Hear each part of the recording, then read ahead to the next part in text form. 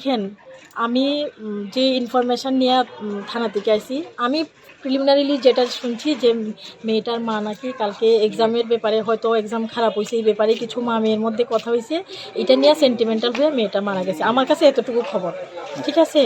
আমি আইছি, আসার পরে মেয়েটারে নিচে নামানো পাইছি। তার এই একটা ক্লোজ ফ্রেন্ড আছে, সে সকালবেলা দরজাতে আইসে নক করছে, দেখছি যে দরজা লাগানো, তারপরে দরজা খুললা এভাবে ঝুলানো দেখা সেও ইমোশনাল হয়ে ভাবছে হয়তো প্রাণ আছে, তাড়াহুড়া করে মেয়েটারে নিচে নামাই লেছে।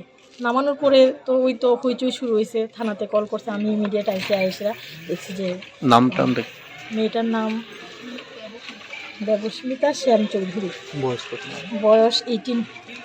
দেখেন, আমি যে ইনফরমেশন নিয়ে থানা থেকে আইছি, আমি প্রিলিমিনারিলি যেটা শুনছি যে মেয়েটার মা নাকি কালকে এক্সামের ব্যাপারে হয়তো এক্সাম খারাপ হয়েছে, এই ব্যাপারে কিছু মা মেয়ের মধ্যে কথা হয়েছে, এটা নিয়ে সেন্টিমেন্টাল হয়ে মেয়েটা মারা গেছে। আমার কাছে এতটুকু খবর, ঠিক আছে।